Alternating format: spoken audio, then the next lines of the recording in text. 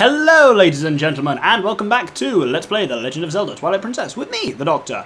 In the last episode, we came up here to we got the claw shot by defeating the Deku Toad, and came up here to the second water tower, which is why you could be forgetting for thinking this was last episode, because I tried as much as possible to start on the exact same shot, because that's the kind of person I am. Anyway, once again, yeah, but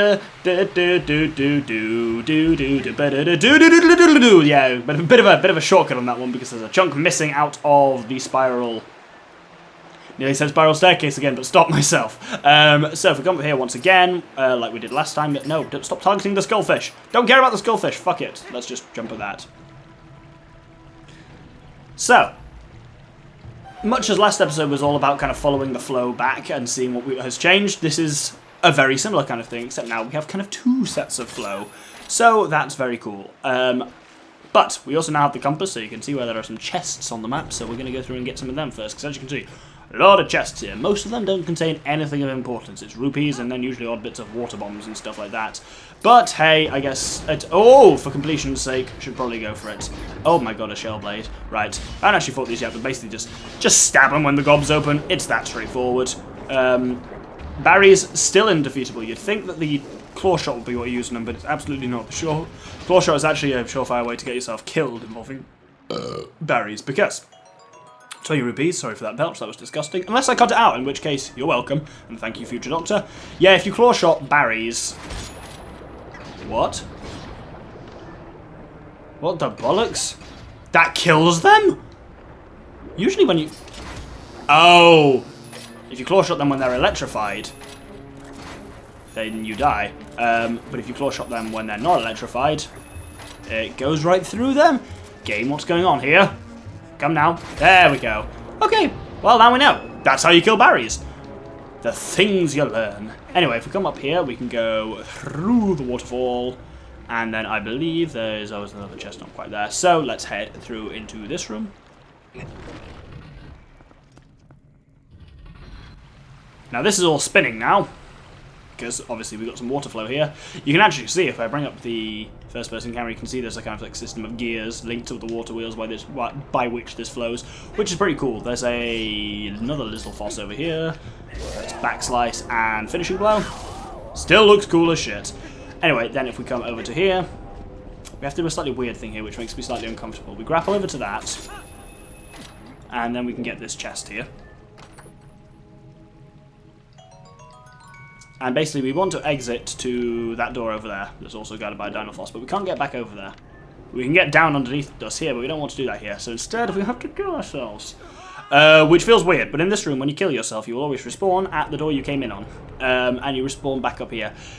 I don't feel good about that, but it does, I suppose, work. So if we come over here, kill another little foss. Not quite. Oh, I really love that skull helmet on this. They look well cool. And he's, oh well, he didn't die, but he died. So we're okay. Let's exit through here.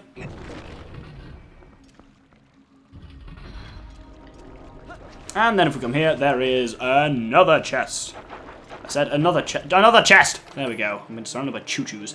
A lot of the chests in this room are kind of weirdly trapped with choo-choos ready to strike. Obviously, purple chews. Don't drink the shit that comes out of them either, because that'll do a bad thing to you. Let's open this chest. That's not a chest. That's just a door. And I've apparently missed a chest over there. Better hope that wasn't important. I really feel like it actually probably was. I'm gonna go back and get that. So yeah, we couldn't get to this before because of the water wheel, so if we get past here, just ignore the fucking gecko and open the chest. Open the chest! There we go. Open the chest! Oh my god, there we go. I think it just has water bombs in it, but... regular bombs even, but 20 of them, which is mildly cool. So, I guess that was worth it. Anyway, now we're going to cut back to the central chamber. So, back here we can use the... Oh no, we've not been here since we activated the second water tower. So now the water level raises all the way up. We can get to that central room now, but we don't have the big key to get into it. Window water through there. And let's use just this thing here to spin the bridge around. So that didn't work. So we're going to have to get a little bit creative. Hold on with me a sec. So what I was trying to do there is basically want to rotate the bridge around 180 degrees, but for obvious reasons that doesn't work from the bottom. So what we need to do is come up to the top and rotate it around from here by just grabbing this old switch, and then we've got it now lined up with the new water flow we've got coming in. See what I mean? If this thing ain't too complicated, if you know what you're doing, much like the Water Temple and the Great Bay Temple, but working out what you're doing can be an extreme expenditure of time and effort and brain power. So it kind of looks easier than it is when you're just seeing it here, but it can be a bit of a mindfuck to actually, figure out. Anyway, as you can see, we're actually going back to an area we've been to before, but in this room now, there is a change. Not only is the carousel spinning, but because we've got water flow coming in here, the water level raises! Which now means that bridge is raised up, which is important, I assure you. Yeah, last time we had, like, because of the water flow coming out of this room, we had the carousel spinning, but not the kind of water level raised. But now, because we've got water coming into this room as well as out of it from above, everything's spinning, which is awesome. Anyway, there's a kind of cool thing here. If we stand on this plate, then that opens, and a Lizzlefoss is released. So that's fighting. The moment we stand off, oh, it closes. On the Lizzlefoss. Fuck you, Lizzlefoss. Anyway, if we kill the Tektite and open her up again, oh, bloody hell, there's a lot of Tektite here. Ah, Christ. 4! This is ludicrous. There we go. Stay down, motherfuckers. Anyway, stand on here. And let's actually fight the Lizzlefoss. Oh, he probably jumped into battle there. That was a ridiculous jump Link did there. Awesome, but vaguely ridiculous. Anyway, stand on here. As you see, the door opens the moment it's off. But, hey! I'm pretty sure that exact puzzle is somewhere in Wind Waker's... No, not Wind Waker, Ocarina of Time. I have a feeling it feels Foresty Temple-y. Anyway, there's a piece of heart, and there is a heart container for us, which is awesome, so we're up to full. You may have noticed off-camera I sneakily consumed our milk, because we're a bit low on hearts. And there's a lot of chews around, so we might actually just find another red potion to replace it, which is much better than milk. Anyway, let's head back to the central chamber again. So, back here, there's a few things we can do. If we slap on the iron boots, we can walk up to the top. Fortunately, they kind of, because of the weird angle you run at here, you actually run up this really quickly to say you're both moving underwater and wearing the iron boots.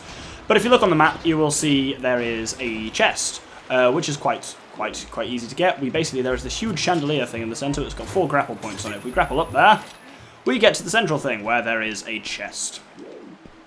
Open the damn chest, Link, you idiot. No. Oh, is that the back of the chest? Oh, that was embarrassing for me.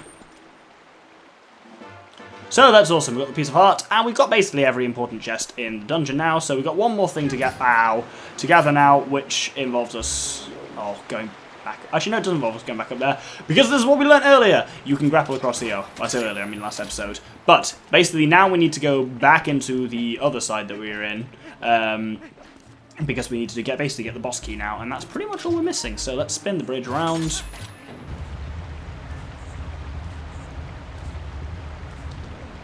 And now we can head through to here.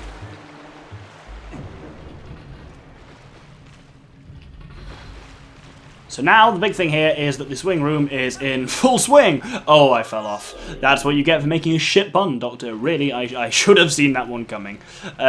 So what we can do now is craftily, you want to use the claw shot onto these claw shot points, because now you can raise and lower yourself and just kind of like spin round of your own volition, which is all very useful, as long as you don't get attacked by bastarding Keys. I don't know if being hit by them knocks you off the claw shot or not, and I really don't want to find out. Let's drop off here, and then now we can transfer... Ow! Bastards, go away.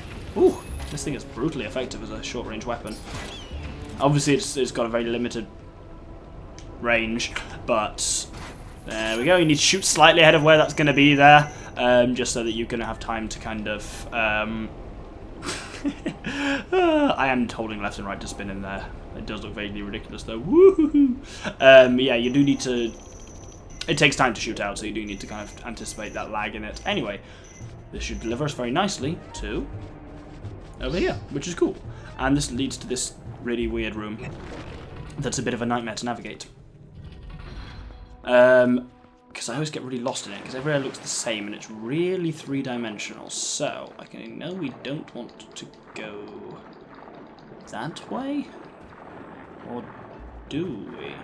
Oh, there's definitely nothing that way. There's a shell blade there. That can't be good for business. So ignore him. Let's swim through here. Ow! Okay, that was a setback, but let's recover. Now we actually want to go up a little bit and round to here. This keeps happening. I've come too far as well. Goody. What happens if... Right, let's Okay, let's surface. That might work. Who knows? Where the dickens are we? Don't want to be here. Don't want to be there either. This room confuses me a lot. Whoa, that's an electric thing again. Maybe if we come up here. Aha! This is where we want to be. I'm pretty sure. Let's bring up some water bombs. Oh, we see a cool enemy here. We see water bomblings, and if you hit them, they turn into water bombs. Just in case you don't have any here, but we do. We have 30 actually. That's quite a lot. So now we can swim through here, and this is, I believe, yes, this is where we want to go. You can see on the map there's this little kind of tube connecting through, which is not where we want to go. That's a lie. But we are into this kind of like other section, which I believe is where we want to go. Now we come through here, and we can drop another water bomb there. That tube we were just in I will talk about briefly in a moment, because it is important, but there's nothing there through us for now. I know, it looks like there's a chest there, and that's what the game wants you to think, but you'll get in there and you will be sorely disappointed, believe me, viewer. Instead, we can now surface here in this section, and we surface by the door through to a room. This is important. Because, well, there's a gecko here, which is far less important, but let's murder him. Oh, that's a bomb. Thought it was still on the hook shot. But, there we go. Stab, stab, stab. And so, there is this sigil on the floor, containing the Zora symbol. And directly above it is a claw shot point. Hang on to the claw shot point. It's a switch, and the kind of seal disappears. So, if we press A to drop off, it closes behind us. So, this is a lovely bit of puzzle design, I think. Grapple onto it. And lower yourself through it. Dun dun dun dun dun dun dun dun. 00 Doctor strikes again! Getting the big key from the big chest. I've gone a bit mad, clearly. It's the third episode recording in a row. It's when you start to lose your mind. Never record more than 3 episodes in a row, because that's about an hour and a half's recording, if that. Sometimes more, but any more than that, you'll probably lose your mind. Yeah, this is the room you would have ended up in if you just came through this tube, and as you can see, there ain't much there for you. So don't do that, but if we bloody berries, let's kill this one. They didn't kill it. I absolutely got it while I was being electrocuted. That was a bad idea. But anyway, now I believe, chest, excellent, that's cool. So I believe if we open this chest, have we pretty much got all the chests? Are we missing any chests? 5 water bombs, nice. To replace the one I accidentally threw at the gecko. I think that's pretty much us for chests. Yep, there is 1 chest left. Where the fuck is that? It's claiming there's a chest in the centre of that room, but that's the... Oh, I know what that is. That's fine. Yes, there's 1 chest left, which is the one all the way up there, which I mentioned last episode I'm specifically not going for. So, let's head back to the central chamber. Now, back here in the central chamber, we've actually got everything we need. We've got water flowing. And we've got water flowing from both sides, so we've got the water level in there all raised up to the max. Oh, no, don't bring that around. Ow. Okay, so it's saying there is a chest in the middle here. The funny thing is here, I have literally no idea what it's talking about. There isn't a chest. Oh, there is a chest here. How did I not notice about this before? Bloody skullfish are annoying, but I never knew what this is. What is this? Is this just money? It's money. I did not know that was there, really. But yes, so we've got the 2 things we need, which is the water level raised from both water towers, and we've got the big key. So that's us basically done. So let's head here, and let's head through the big door. And as a game first, it doesn't actually go to the boss. It goes to that hole. But if we smash this, it contains 3 hearts, and smash the other one, and it contains a fairy. Grab the fairy. For a reason you're about to see, this boss fight can potentially be slightly annoying when it comes to healing. Hopefully you won't need it, but... So we spawn and we're underwater, and now we just need to fall down. And this is why it's slightly annoying, because you can't drink potions underwater, you can't drink anything underwater. So, your only healing is fairies, which will fire in automatically when you die. Hopefully it won't come to that, but if it does, fairies are your only hope. But we have 2, and we have a red potion as well, which we can't drink. In fairness, drinking underwater would be really fucking weird. Anyway, once we drop down to the bottom, there's a tendril.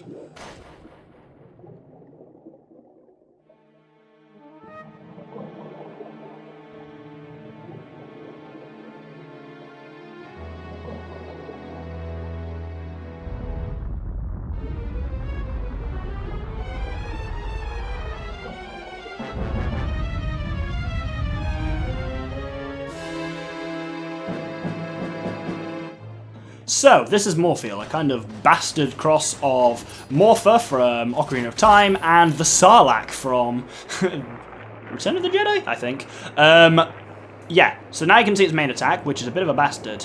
If you stand still too long, it grabs you with one of the tendrils and eats you. That takes off an entire heart, non-negotiable, which is kind of annoying. You also saw the way I was attempting to fight it, which is grapple the eye and stab the eye. The attack with the kind of tendril is fucking fast, and that will get you a lot of the time. As you can see that I've now successfully grappled the eye out twice and still kind of been fucked. Because there's not really much you can do to avoid that, because you can only really grapple, and should only really grapple. You can grapple from just swimming, but I would only really do it with the iron boots on, because otherwise you then have to put the... Basically, if you're swimming, you have to then you have to make sure you're kind of like low enough down and put the iron boots on, otherwise you'll grapple the eye out successfully, but you can't obviously use your sword while you're swimming. Another tactic is if we swim around and try and find the eye, there we go, then you can kind of, while L-targeting the eye, grapple it out, but then drop it down with the iron boots on, and that's one way to do it, which actually worked well enough there. Got stabbing on it. You don't really get multiple hits on it, you only get one stab at a go, but that's all you really need. But yeah, this is why I said that thing about fairies and stuff like that, because death is kind of actually likely here, because you just lose, like, I've lost 4 hearts already from that, and that's when I've got most of the heart containers I can get up to this point in the game, and still you can just get fucked so easily in this just because you're so not maneuverable. But if we put the iron boots on again here, we should be kind of alright, and stab in the face! There we go. I think we hit it there, but anyway, we must have hit it because it's doing a thing where it unleashes bombfish, which is fun. So we swim away from the bombfish. I believe some of this grass out to the side has healing, and this is quite nice because I think am I correct in saying that? Absolutely not. That was a lie. So I don't know what you're supposed to do for healing in this, which is probably why as well it's another bastard. Bear in mind, while I said fairies, you can't use your fairies. You can only activate them when they die. You can't like drink them because, as I say, can't drink potions underwater, and apparently fairies count as a potion. I got again, and the bombfish are giving me the side eye, which is disturbing. Right, let's come over here. Oh! That's another thing. That's how the bombfish fuck you, is by being a grapple target. I'm just going to try and take care of most of them up here. If you grapple them while you're swimming, you'll just pull them towards you and then they'll sink, so you're not really going to die from them.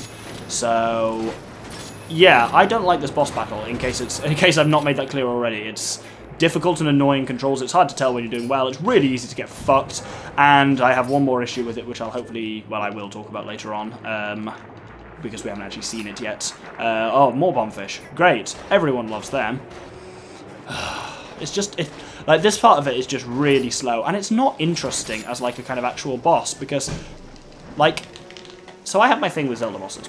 I've talked about this before. Which is, I like them to be big, which this definitely is. Compare this to, what are the last 2 we faced? Fyrus, and that other one. Daibaba. Both big, both cool looking. Like, everyone would agree with that. But this one, I think is slightly worse for me just because it doesn't do anything. It just sits there, and it still manages to absolutely fuck you, as you can see. But it doesn't, like, it just sits there in the middle, and it's a bit kind of a weird threat that it's just kind of like hovering there. And it's hard to see what it is, it's just a floating eye, that kind of thing. And it's just, design-wise, not the most interesting. Right, let's try this again. I'm about to get grabbed, yep. Oh no, managed to avoid the grabbing because I was grappling. That doesn't seem fair, but hey. Alright, let's pull the eye over. Come on, eye, come here. Right, that should actually be the eye this time, right. There we go. Right, we've done one. Yeah, you only get one hit on it per time. Oh, bombfish, gonna die. Absolutely going to die. Okay, we're okay. Oh, no, might still be in the blast radius of that one. Let's grab that. Nope, gonna die.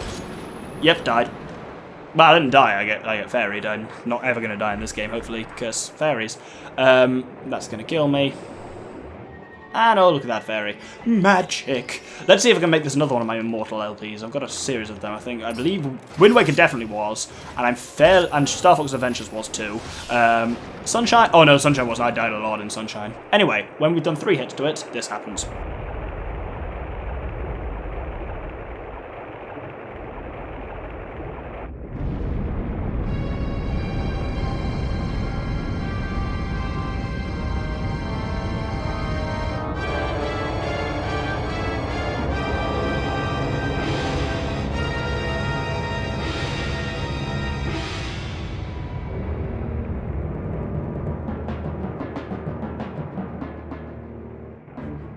And hooray, you should be thinking. The kind of like the boss has finally got interesting, but it hasn't. Like, it looks really cool, don't get me wrong. The design at this point is awesome, and what we have to do is basically target the eye on its back and swim towards it and grapple when we're close to it. And while this looks really cool, believe me, I've mentioned this a lot in games before, I'm a big fan of sea monsters. So this looks design-wise very cool for me. You grapple onto it and you stab onto it. This should be really cool, but it isn't. And it's taken me a while to even think about why it isn't. But I think it's partly because the boss absolutely does not represent a threat here. Like, it's just not interesting in us. It's just swimming around. We're just a tiny little flea that's basically getting close enough to it and then grappling onto it and then attacking it. What we're trying to do is, as you can see, it's swimming around the edges, so you kind of want to cut across to it as much as you can. Because I don't think you outswim it. I think it goes at the same pace as you, so you kind of need to cut corners across to it. When you're close enough, you can then grapple.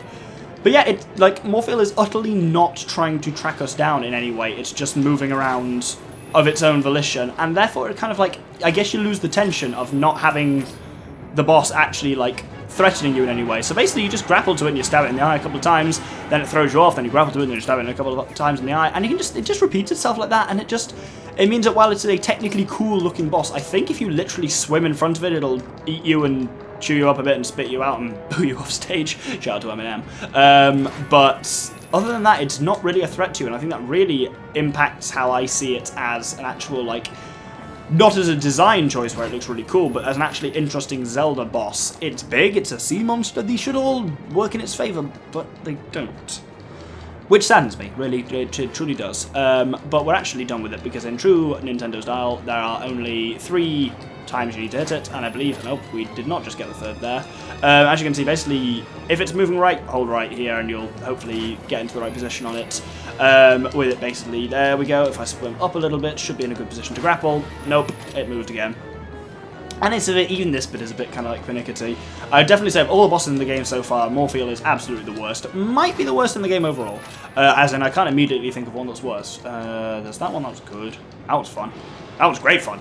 And a really cool, creepy design, and that one's good. Nope, there's worst boss in the game. I'm calling it. I'm saying it. You heard it here first. Just because this isn't really fun, is it? This is just me hammering A, which is starting to hurt my thumb a little bit now. And grapple on. Oh, good. I've got onto it. Great. This is challenging. Shake the remote. Anyway, 3 hits, and then...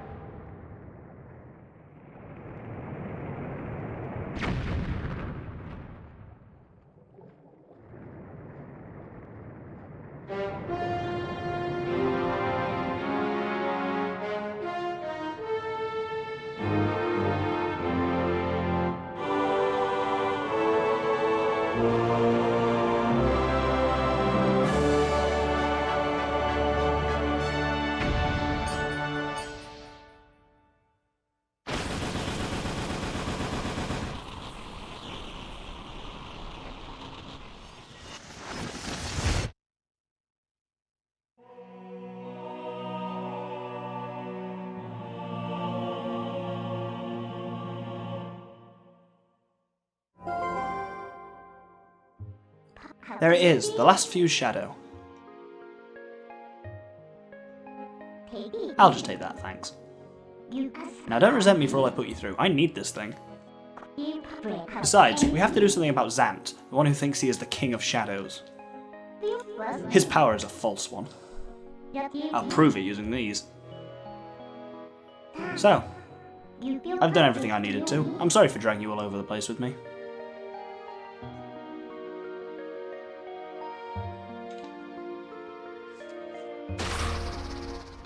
So, shall we go? Of course. Grab the heart container, we've earned it. Yeah, that boss, weak. Anyway, enough of my crap, let's head outside.